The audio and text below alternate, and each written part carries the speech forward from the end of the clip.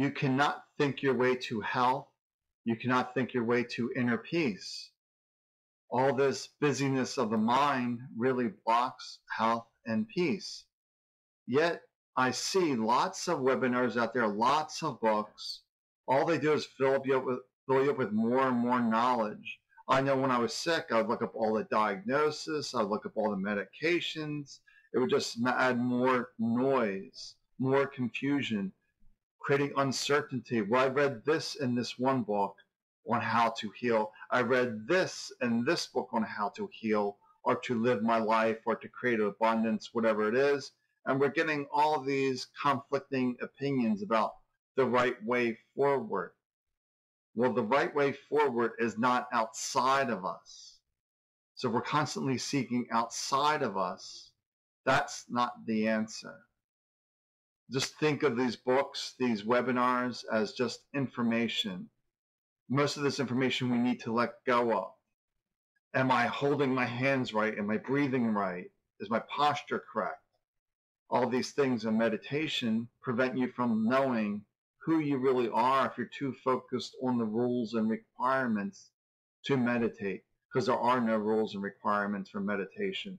You sit and you relax. That's it. But then we have all these, lately I've been seeing all these webinars on how to heal yourself, how to awaken yourself, how to live your ideal life, how to manifest, and all this stuff. It's just busyness of the mind. And I was caught up in that loop as well. Like, I never had a spiritual teacher. If I did, I would have never gotten out of the mind. My OCD brain with the bipolar would be like, am I sitting properly? Am I breathing properly? Am I holding my hands right? And it really is focused on the rules. We need to let go of all these rules, the opinions of others. Basically, if they're giving you a webinar, it's their opinion on their way that worked for them. But what's going to work for you? That is the real question.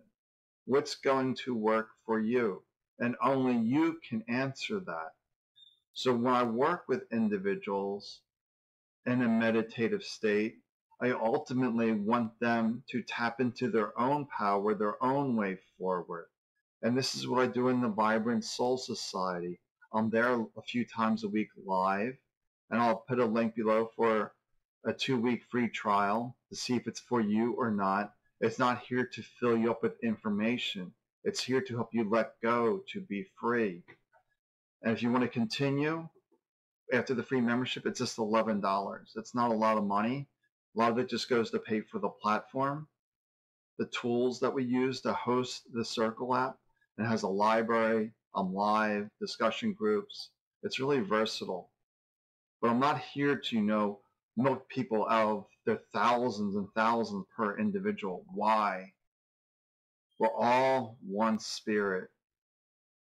Somebody's just paying for your time, not your knowledge, if you will, because we all have that same knowledge, because we are one with the one. We're just more practiced, if you will, of being in oneness.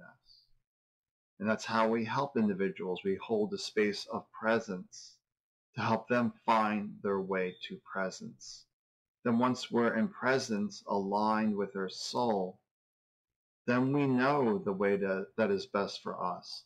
That you inhabit this body, you know it the way, you know what is best for you, but we're constantly relying on others to lift us up, to show us the way. But it's their way, it's not your way.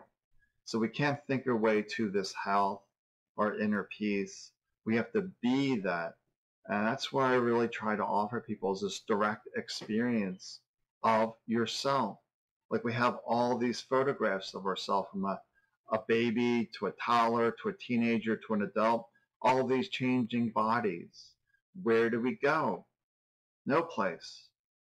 The one who sees through the eyes, the one who hears, the one who smells, never changes. That is the spirit. And you are a perfect spirit, having this human experience that may be difficult and challenging because you're too much in the mind trying to figure things out. How do I do this? How do I do that? What about this? What about that? Forgetting that everything we need is within us. And everything outside of us are tools or aids or helpers. I'm here to help you, point you back to you, your truth, your essence, your way forward. So hopefully this is making sense. And let's just do a quick little meditation here as well, because it's not difficult. I sat for 5 minutes a day, and that created a huge transformation where I realized I had thoughts, but I wasn't my thoughts. If I'm not my thoughts, then who am I? If I'm not this identity, this persona, who am I? We are the spirit, the one that never changes, the energy that never dies. This life force within us will always exist.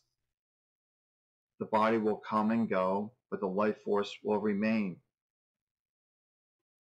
So let's just take a moment here to just relax. It doesn't matter how you're holding your hands, breathing, posture. We're letting all that go.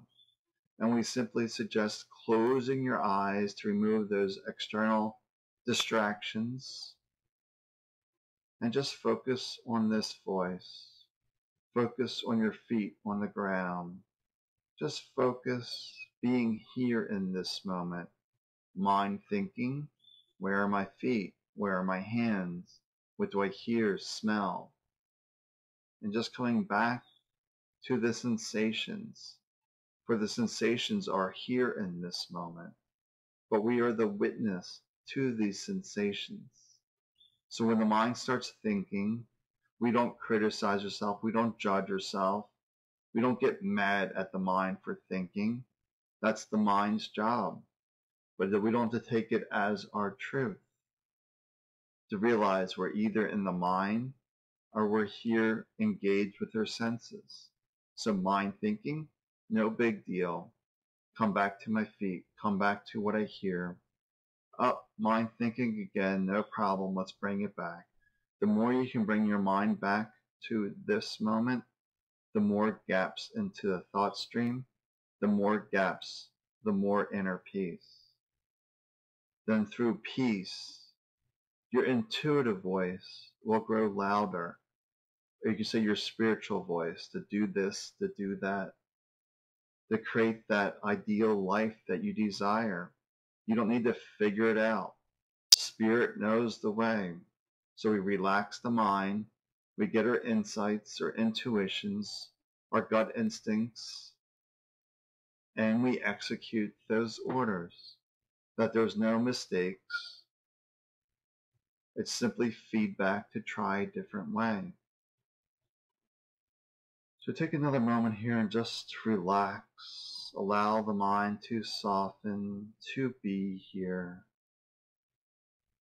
Maybe take a deep breath or two, but we're just relaxing, coming back into this moment, maybe opening up our eyes and seeing that all is well in this moment.